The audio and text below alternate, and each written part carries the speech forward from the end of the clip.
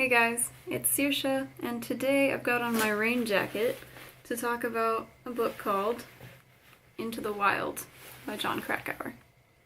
So, many of you have probably already read this book, or, oh, my cat's behind the camera, or seen the movie. I've never seen the movie, and it took me a long time to get around to reading this, but I knew it's a classic of investigative journalism, so...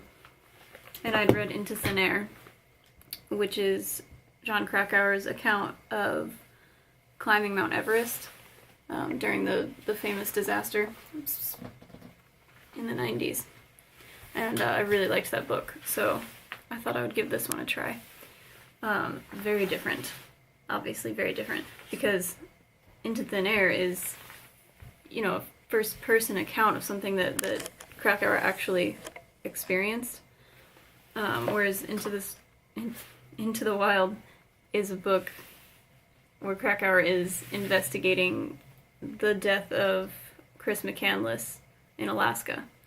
And Chris Mccandless was a young man in his early 20s who burned all of his money and got rid of his car and just kind of ghosted out of society. He wanted to live off the land, and he did a lot of traveling around, hitchhiking, mostly out in the West. And his final journey that he wanted to take was to Alaska. And that was going to be like his big test of himself. And, I mean, you probably know, he didn't make it. So they found his body after he'd been in Alaska for, I think it was at least a couple months. I can't even remember. But, yeah, he made it for a while. But then when he died, people were criticizing him and saying that he didn't respect the wilderness because he went in totally unprepared. But as I found out, there's a lot more to the story than that. So, this is a really short book, but it wasn't that easy for me to read because I found that it jumped around in the narrative. Like, we'd be talking about one time period and something would be mentioned, and then suddenly I'd be in a different time period, which was a little bit confusing. But the nature of the book is confusing because we don't know everything about the situation. Obviously, Chris Mccandless is dead. He couldn't tell us anything. All we had was his diary that he kept. Come here, baby. And we had his diary, some photographs, and the accounts of people who had picked him up when he was hitchhiking, or people who he had done some odd jobs for while he was on the road. So yeah, a lot of it is kind of just a mystery. And Springer, come here. And it's kind of hard to write a book when you don't have all the facts. But Krakauer does a good job. And what I really enjoyed about it actually was Springer. He is behind the camera rubbing it with his face.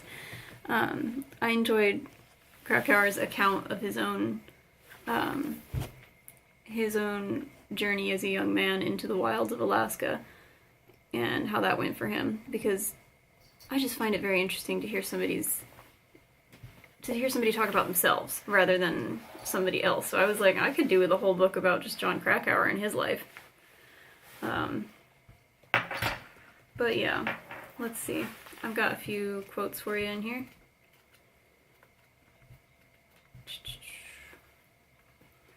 This is interesting to me. He's talking about how Chris Mccandless, who, by the way, did not go by Chris when he was on the road. He went by Alexander Supertramp. He had this whole, like, different identity.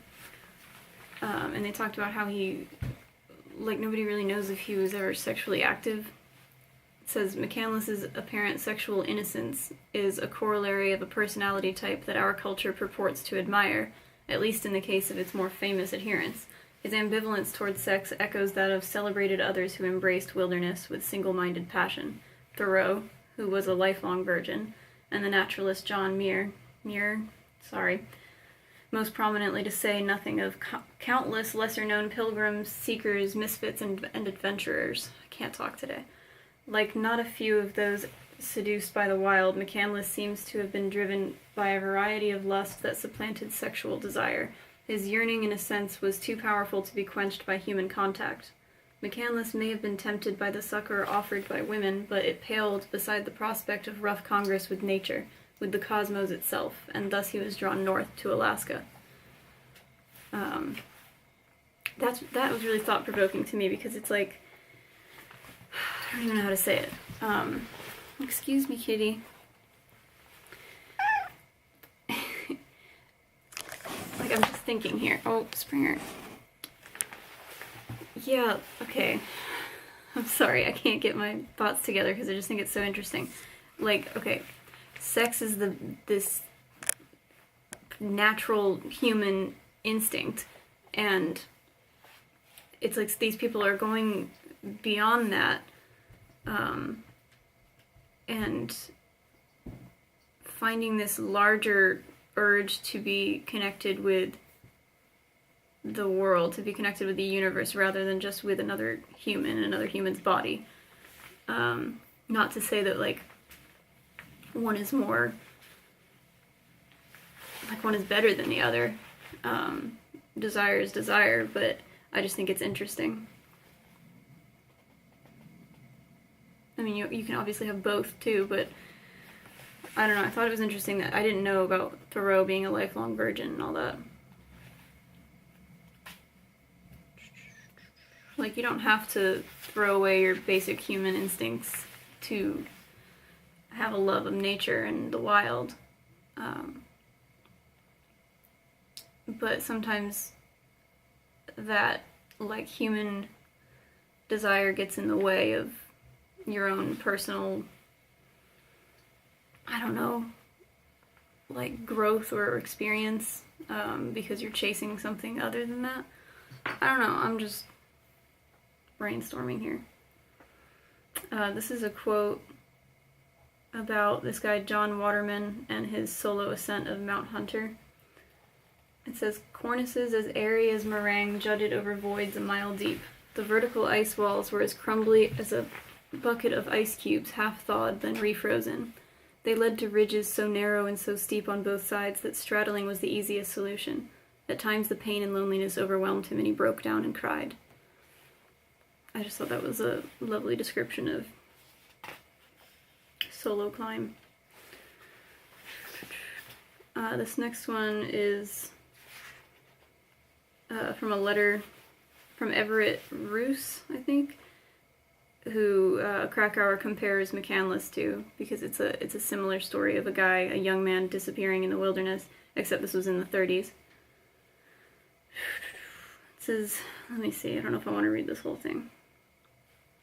I don't know. "As to when I shall visit civilization, it will not be soon, I think. I have not tired of the wilderness, rather I enjoy its beauty and the vagrant life I lead more keenly all the time. I prefer the saddle to the streetcar and star-sprinkled sky to a roof, the obscure and difficult trail leading into the unknown to any paved highway, and the deep peace of the wild to the discontent bred by cities. Do you blame me then for staying here, where I feel that I belong and am one with the world around me? It is true that I miss intelligent companionship, but there are so few with whom I can share the things that mean so much to me that I have learned to contain myself. It is enough that I am surrounded with beauty. Even from your scant description, I know that I could not bear the routine and humdrum of the life that you are forced to lead. I don't think I could ever settle down. I have known too much of the depths of life already, and I would prefer anything to an anticlimax." I just think that's gorgeous. What is it about, like, people who wrote so many decades ago that their writing is just beautiful? The way they express themselves, it's different than we do in modern writing.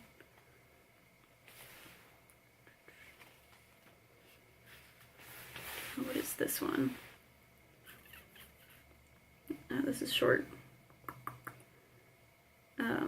It sounds like this Mccandless kid was like that. "We like companionship, see, but we can't stand to be around people for very long, so we go get ourselves lost, come back for a while, then get the hell out again." Yeah, that's about it.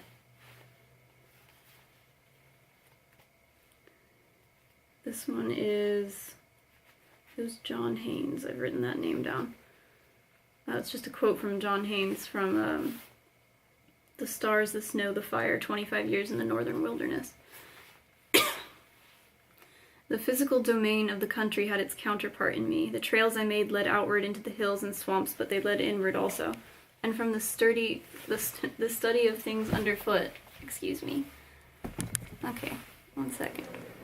From the study of things underfoot, and from reading and thinking, came a kind of exploration, myself and the land.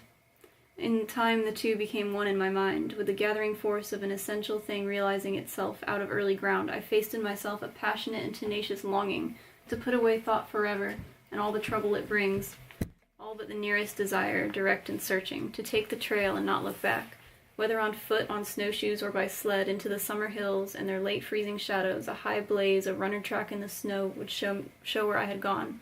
Let the rest of mankind find me if it could.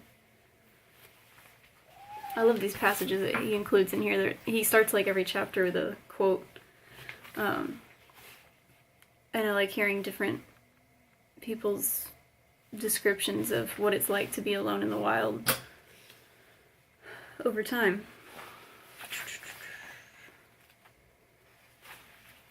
A few more. This is Jon Krakauer talking about his solo climb of the Devil's Thumb in Alaska. For 2 days I slogged steadily up the valley of ice. The weather was good, the route obvious, and without major obstacles. Because I was alone, however, even the mundane seemed charged with meaning. The ice looked colder and more mysterious, the sky a cleaner shade of blue.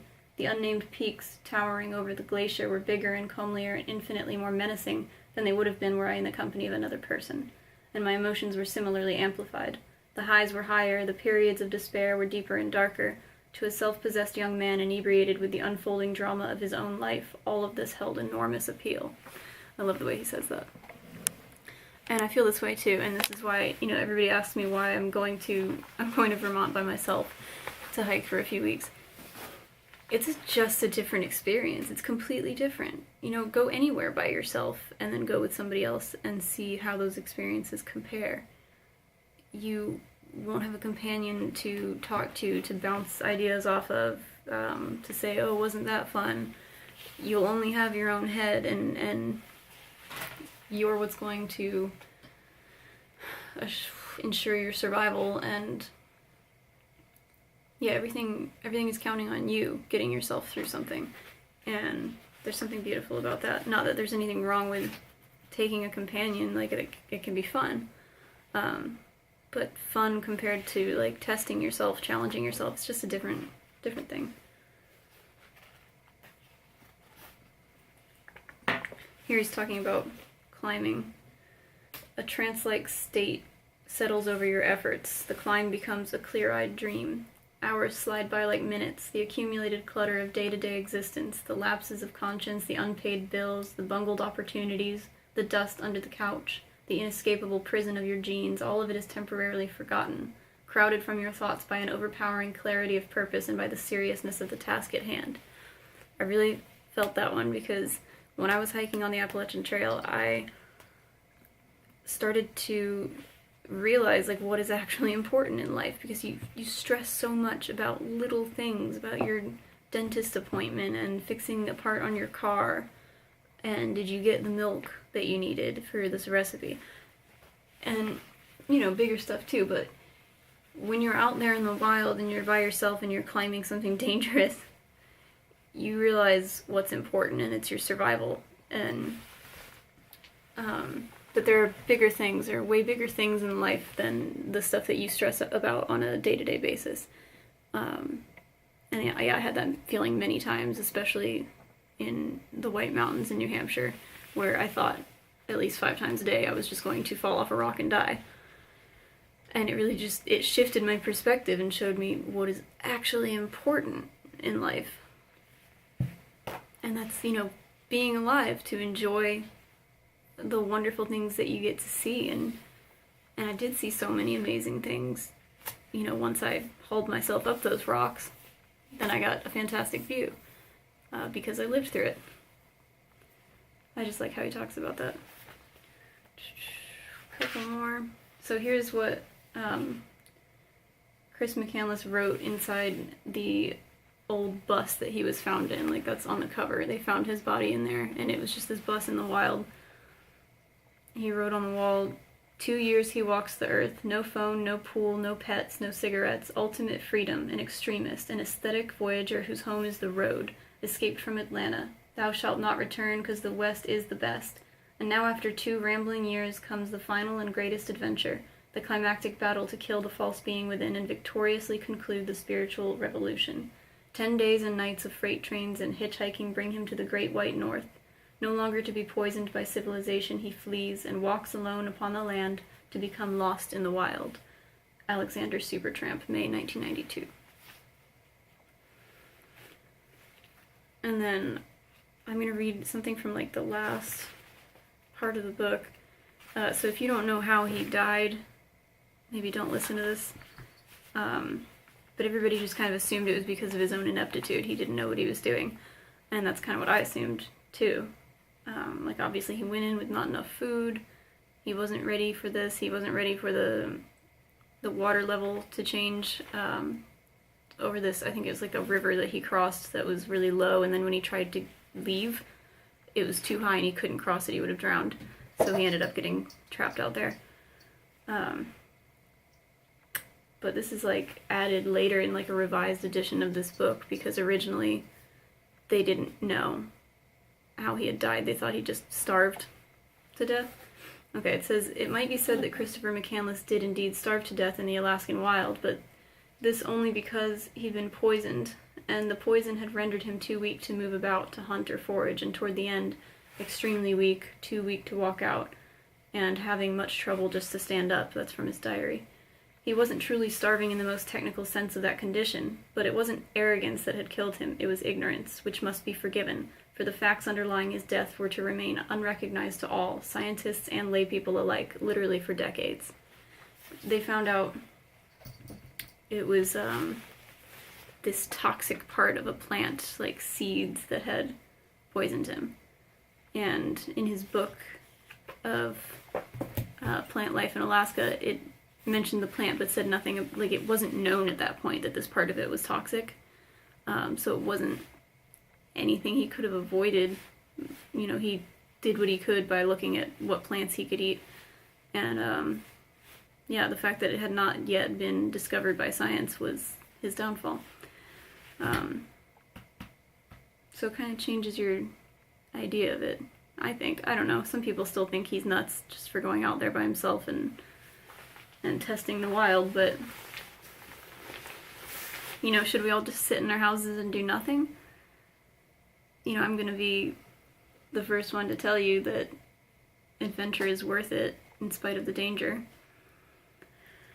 So anyway, yeah, I'm heading to Vermont in a few days, actually, to hike the Long Trail, which is from the border of Massachusetts and Vermont to the border of Canada. And I'm hoping to do it in under 3 weeks. So I think I'll have 1 or 2 more videos for you before I leave. And while I'm out there, I'm gonna have to listen. I think I have like 3 audiobooks, and I'm bringing a little book. One of those like pocket-sized ones that I actually brought on the trail last year, and I didn't finish it because I just could not focus on that one. It's called The Adventure of English, and it's like the history of the English language, so it's pretty dense. But I'll try it again. So I thought this would be cool to just show. This is the 2019 Northbound Appalachian Trail Guide. And my friend Solace gave that to me. It's so cool. So the first like 100 miles of the Long Trail are also the Appalachian Trail. They share that same trail. And then where the Appalachian Trail goes east into New Hampshire, the Long Trail keeps going north to Canada. So it will depart, I think it's after Killington, Mount Killington, which I'm excited to do again. I just hope that it's not raining every day. I have my rain jacket, yes. I'm also afraid of how cold it's going to be because, you guys, there's still snow in the mountains in Vermont right now, apparently.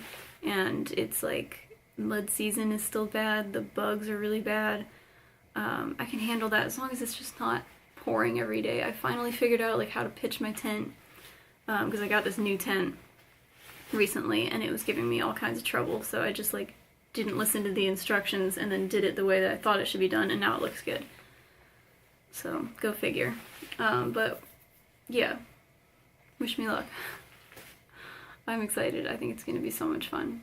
And a real personal test. I'm not bringing a stove, so I'm planning to eat, like, cold oatmeal, granola bars, stuff like that. So yeah, I'll get back to you guys in the next video with this book. I just happen to have it right here, The Stranger. Okay, so thanks for watching. I think that's all I'm going to say about this one.